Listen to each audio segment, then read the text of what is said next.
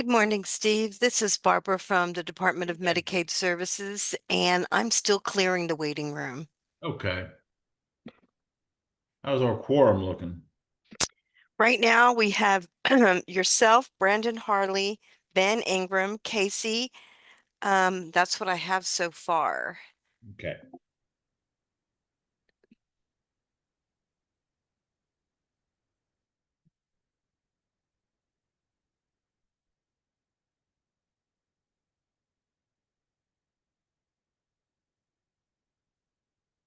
Saw you at the health services meeting against Steve. I didn't get a chance to talk to you though.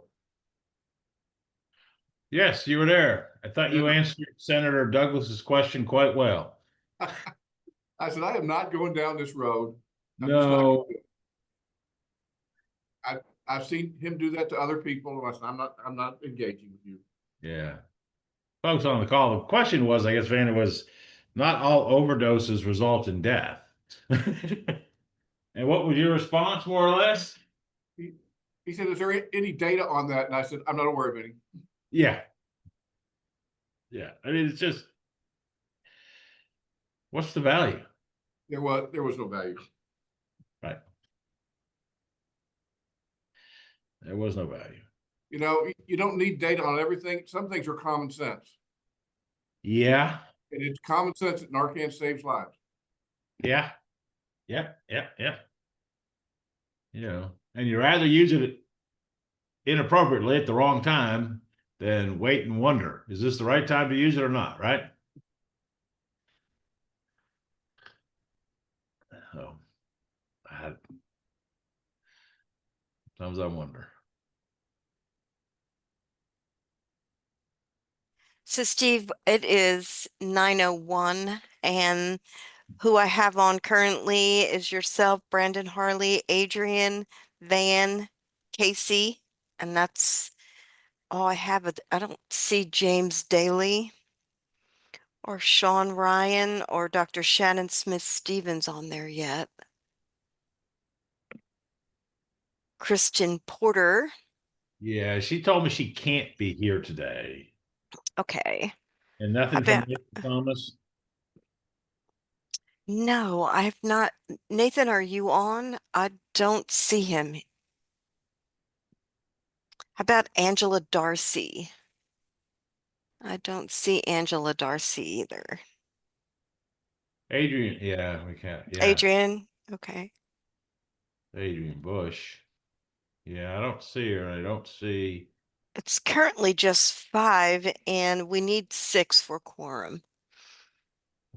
But we could give it a minute or so if you'd like to. No, let's go ahead and if we get there, we'll jump up and do that stuff for quorum. Okay. The minutes really are whatever was sent out, the transcript, which I contend aren't really minutes, but that's okay. Mm-hmm. So let's jump down to my screen's all messed up. I don't care. Ooh. To where we're at. Medicaid report. There it is. Can we do that part? Angela, how are you? Good morning. I'm good, thanks. It's good to see the sun out today.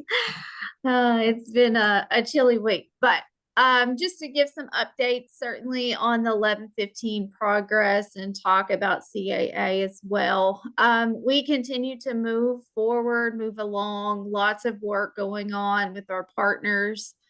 Again, continuing discussions with DOC, DJJ, our vendors around systems. There's a lot of systems work that's underway right now.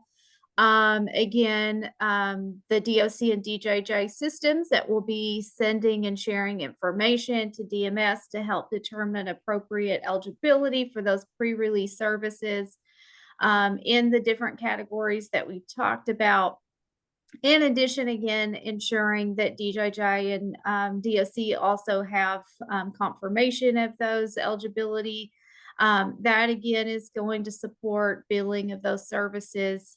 So a lot of that work is continuing and we're moving into those system testing We do have a lot of partners involved in that, end-to-end testing with our claims, with our MCOs, with our pharmacy vendors. So a lot of work around that's been occurring, and that will continue on again into the first of the year.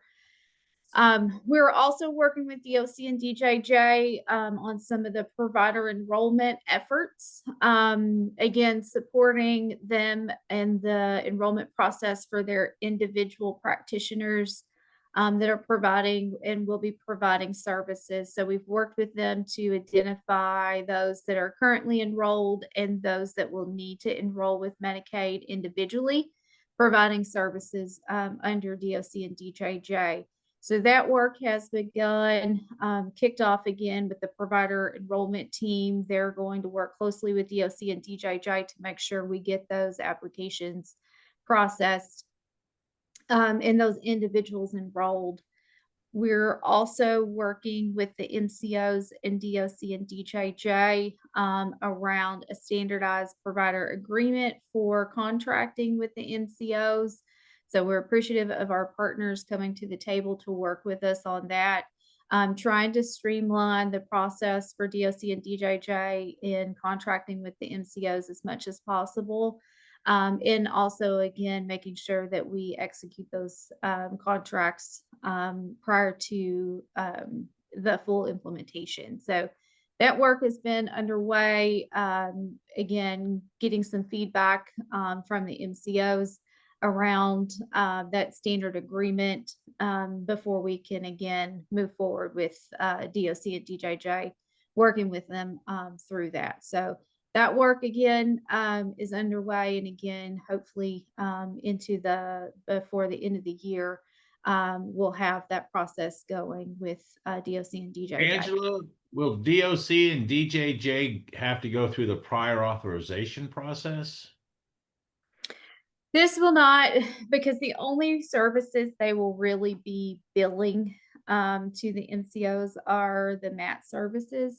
And just given that it's a small set of services and a very short period of time, no, we do not expect prior authorizations. Now, on medications, for medications, there can certainly be, we still have to follow those prior authorization requirements for the released medications. Billing training, working with DOC and DJJ, again, developing some of those manuals, policies, procedures to support all of the different work, all of the things, again, that they're onboarding to Medicaid. But billing, again, kind of moving into billing, they have been eligible, right, to provide some of those CAA services since January. Again, supporting kind of what that will look like. Those CAA services are going to be fee for service, and then the reentry services are MCOs. So really trying to help them understand what services are billed to whom, when, and where. So some of that work again is been underway. We'll definitely have some of the billing training. Again, most of those training activities will occur through the end of this year and even into definitely the first of the new year. We do have rates certified, the pre-release rates, capitation rates that will be paid. We do have those. Finance has been working with the MCOs on that. And again, those will be in place 1/1 of 2026. So again, MCOs should be and have seen some of that information, but those final rates will be coming out, I think, 1st of December. So continuing to work on those pieces. I think since the last time we met, we did have a site visit with DOC at one of the prisons, CHFS staff. The MCOs again did go on site, did take a walk through with DOC staff to see again where visits would be provided in the facilities, had some good discussions. It was, again, I think, a really good activity for us, certainly, to make those connections, be in person, really just to get to see the process, be able to kind of all of the work that we've kind of discussed, workflows over several months, be able to really see kind of more in person what that will look like and can look like in implementation. So we did do that. That was a good visit. And again, appreciate the MCOs for doing that, and being a part of that. And it had some good discussion. Things for us definitely to come out of that to think through, for the MCOs and the case managers that will be on site at the facilities providing those case management services pre-release, meeting with those individuals. Some of the access around technology, again, developing care plans, completing assessments, et cetera.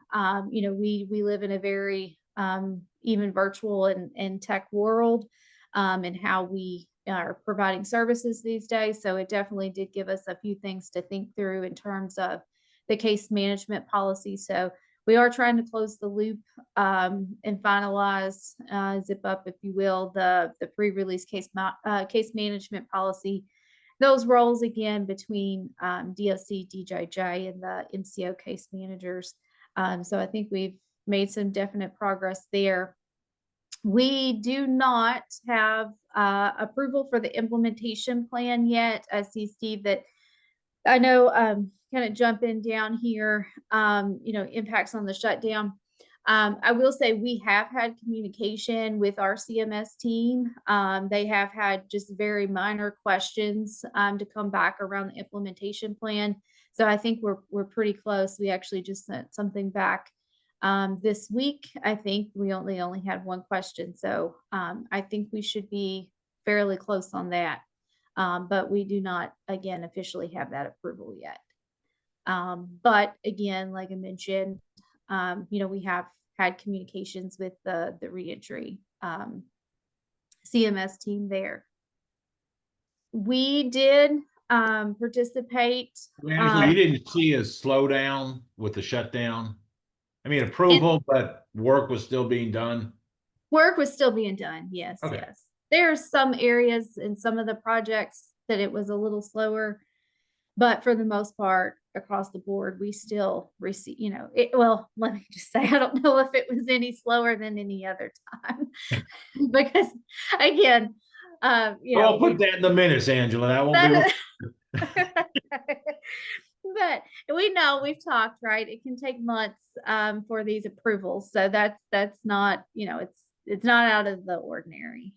So we again, very fortunate that we still heard and had discussions with our teams. So, but that process is still underway. Hopefully, again, we'll be able to close that out soon.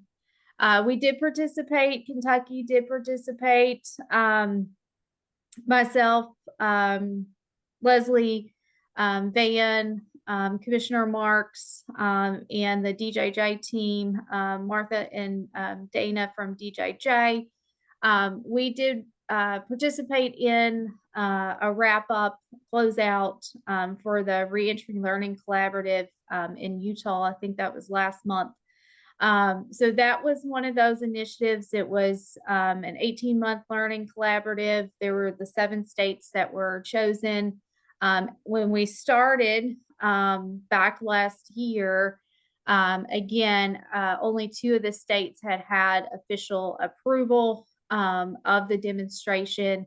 And so many of the states were waiting on approval. Some, weren't even close at that point. So it was good to be with those states to see where everyone is and the progress that we've made. I know we talk through these discussions, many of the work groups. I know again that it seems like it's slow moving, but when we really are trying to make changes to systems and policies that have been in place for decades, it does take, and when we're working across these systems, it's a large project, it's a large initiative, but we're thankful again that we all continue to come to the table to do that. So I still think there are only 3 states that have actually implemented. So Kentucky's right there. We did get a chance to visit with the Utah team that had just started to implement in October.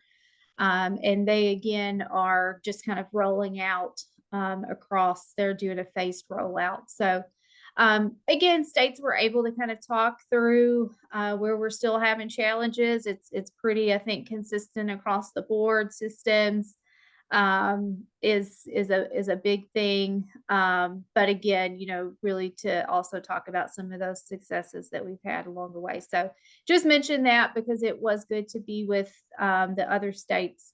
And again, just knowing that the work that they're doing, you know, we're in it together. And we're not alone. So that was a good visit there. But I think that's all I have to wrap And we're up. still looking at an April 1 go live date. That's correct. That will be full implementation. Yes.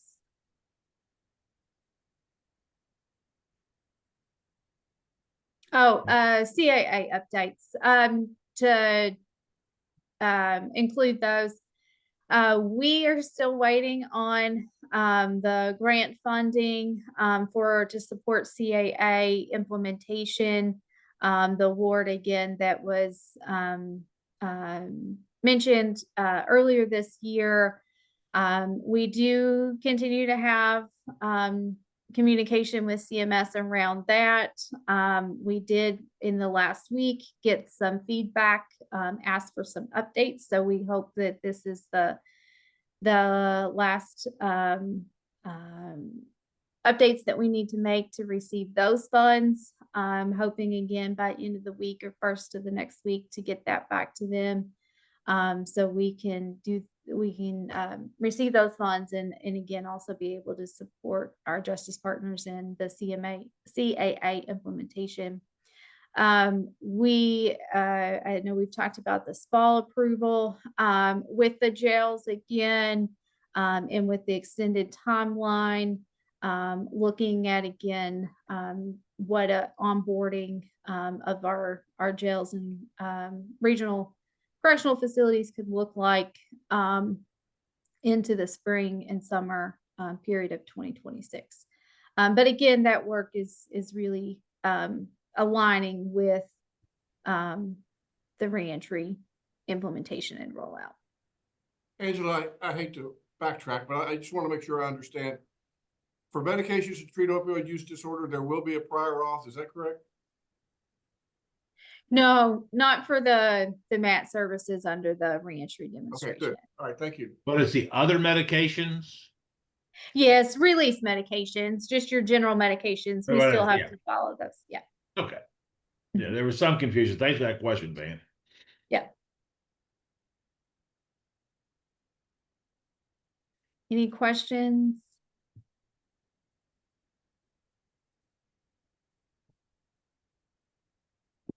No. All right. And you continue working on Hep C stuff whenever that, right? Yes, I know I think we have gotten some questions there. I need to take a look around again when we could reimburse for the medication. So I think just to be clear around that, at this time under the demonstration, we could only reimburse for the medication as a release medication. So DMS could not reimburse for that during that 60-day period. In that pre-release period, it would have to either be started at release or again, you know, within one of those treatment, one of those dosings as a, you know, at release. But we cannot do that, reimburse in that 60-day period up to release. Really? That's unfortunate. But maybe that follow along, maybe they'll get that 90-day dose cycle in. Right. Right. And again, identifying that as a risk or potential need as a part of that the part of the release, the case Yeah. management plan. Okay. Any questions about that? I have a back update. I just leave it on here. It's met, right? The back is met, or is that someone else's, Oh, the Beneficiary not Advisory sure. Council. Yeah. I'm not sure. Is Jonathan on this morning? Sorry, not to put Jonathan on the spot. I can actually talk to that. This is Barbara again from DMS. Thank you, We, Barbara. yes, we have already met and we're scheduled for another back meeting in January. MAC has met as well, which was last Monday, and we are Mhm. basically trying to get MAC on the calendar for meeting dates. And that's basically all I have on the MAC in the back. They are up and going. Good, good. And for Mhm. folks on the call, the back is the Beneficiary Advisory Council that was established, I guess, some federal action, and it's been formed. And the MAC is the Medicaid Advisory Council or whatever is Committee, yeah, yeah. committee. Thank you, Mhm, committee. mhm. And there's the relationship between the two is just starting to really form. As it 6 back members serve on the MAC, Yes, that so is there's correct. overlap, and go from there. The MAC are open meetings. They're posted. You can go online and watch the MAC meeting. Yes, you can. And the And back is not. the So back it's is not, not. no. Mhm. Yeah, and that's really the membership of the back's decision, right? Correct. Yeah, and it's a Correct. good decision. These are all individuals who have lived experience or a family member with lived experience with Medicaid, right? Absolutely. So Absolutely. it's a shift in how this process works. Uh, and I think we're all trying to understand how best to move forward with the new back. And it's an important role, and it really hadn't existed till, I don't know. I mean, one meeting, right? Yes, just one meeting. Just that's all we've had so far. But we do Yeah. have 2026 all scheduled, ready to Okay. roll. Yeah. Yeah. And the back meets before the MAC. Yes. Okay. Yes. Always. Yeah. So Mhm. just in case you have free time on your schedule, there's an opportunity. Go ahead, Good morning, Jonathan. everyone. I just wanted to say Barbara did a great job. I don't have anything else to add to that. Sorry, I was a little bit late getting off getting my audio on. All right. Thanks, Jonathan. Good report, Barbara. Any questions about these two things? I mean, I think, we've been thinking we're getting closer and closer. We appreciate the good work of Angela and her team. I think it'll be a lot more exciting when there's real things to talk about, but we do understand, and friends at DJJ and DOC, welcome to the wonderful world of prior authorization and all that stuff. I mean, it's an important piece to understand, and it's always can be challenging, into getting. I don't know much about it, but I know you got to put the right thing in the right box. So figure that out. So go from there. All right, MCO updates. Start with Aetna. Hello, this is Shelley Mann with Aetna, the Juvenile Justice Liaison System of Care Administrator. Our outreach team has had like 85 outreach events since this quarter. Some of them are scheduled. As far as related to the reentry population, we are really focused on food security and ensuring that our members are wrapped up and have those needs met through various resources across the state. From the system of care side, we did meet with Katie Gardner with the Department of Public Health recently to talk about Hep C and what they are thinking and related to the reentry population.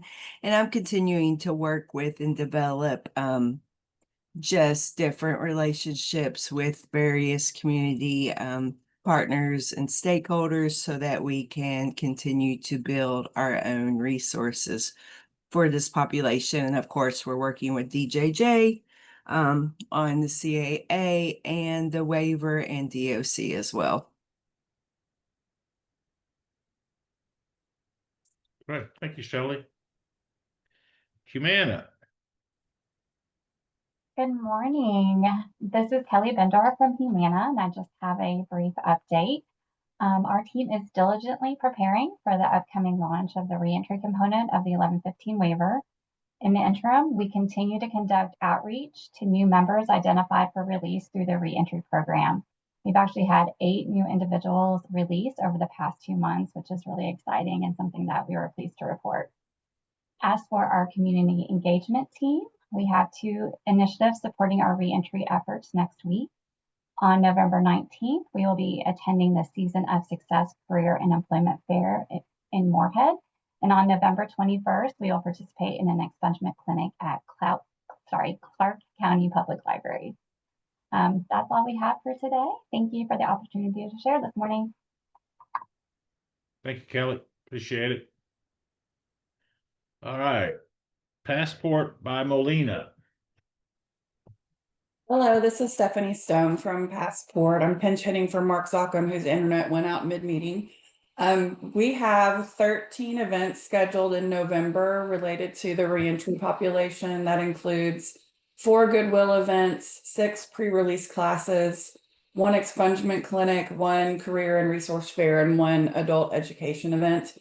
We've only received 1 referral recently from DOC related to the reentry population, and that member ended up becoming ineligible with us, so we were not able to work with them. But we continue to proactively outreach members that we identify who are releasing via our own analytics and outreaching that population on a monthly basis to try to engage in care management as we prepare for the rollout of the 1115 reentry waiver.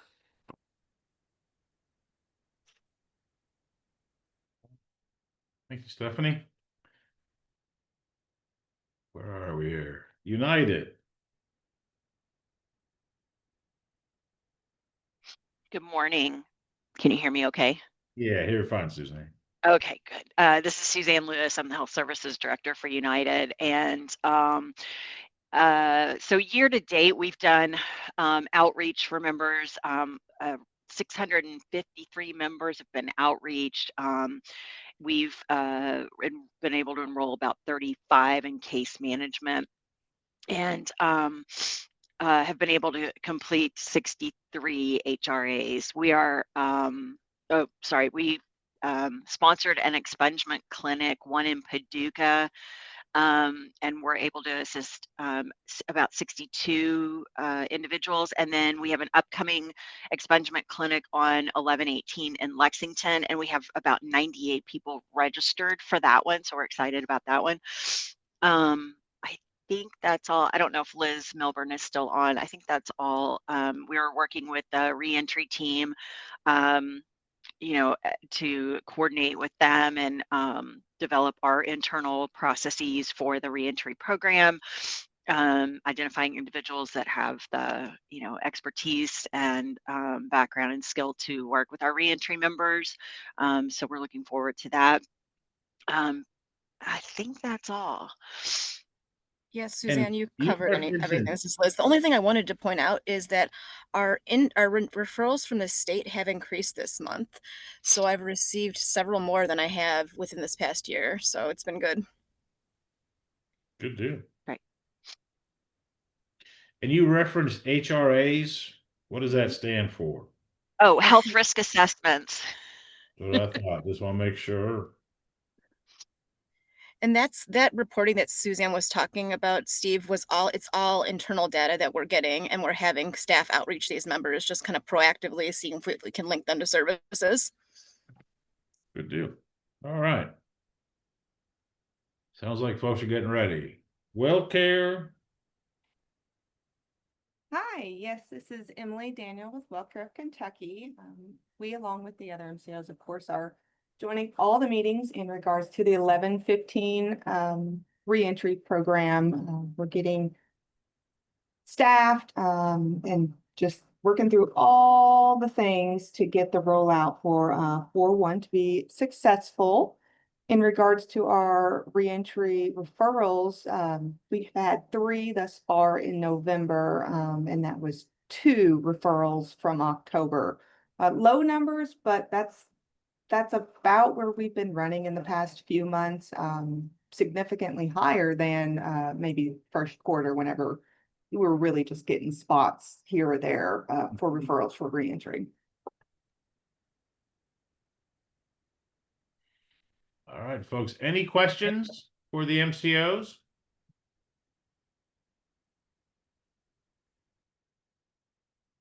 Okay, thanks for those updates. We appreciate it. Again, looking forward to April 1. All right, any updates from members of the reentry TAC? Steve, I would remind folks that want to bring projects or ideas in front of the Opioid Abatement Commission.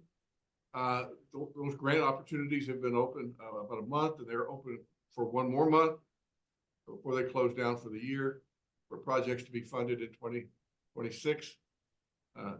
So the clock is ticking. If you got a grant application idea, now is the time. And that will end at the end of the year? We'll stop taking applications around December 19th, I believe. And then we'll start that review process and hope to award contracts by July 1 of 2026. Okay.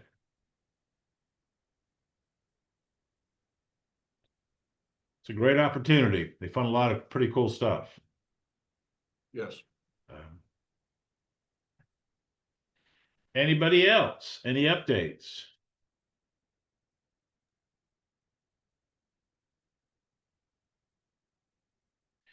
And Barbara, I think Nathan Thomas joined, so we now have a quorum. You do have a quorum.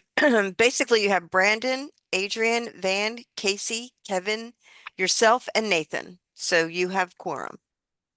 All right, let's go ahead and approve the minutes that were sent out. Really, the transcript. Is that okay, folks? And I'll do minutes for this meeting. So moved. Thank you, Van Ingram. Do we have a second? I'll second. Thank you, Casey. All in favor, say saying aye. Aye. Aye. Opposed and abstentions. All right.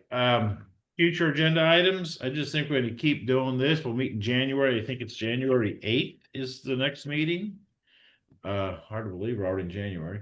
And we'll keep the same format, and we'll keep, moving forward and have a meeting in March, and then our main meeting we'll get some actual, feedback on how we're progressing with the 1115. That's kind of exciting.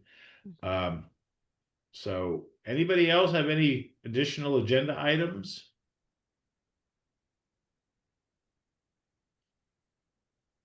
Okay. So Steve, this is Barbara from BMS. Yeah. I'm just going to send out some future 2026 meeting dates for you all. And I'll make sure I include everybody who is on the committee. So this way you all can look at those for 2026. Yeah, and typically we meet the second Thursday in odd number of months. So Okay, second Thursday. In odd number of months. Okay, I got that down. And I'll send those out to you as soon as I can. All right, appreciate it. I don't believe in dragging on if we're done. Y'all have a super day. Appreciate it. And good Thank work. you, Okay? everybody. Thank you. Thank you. Yeah. Bye-bye. Bye.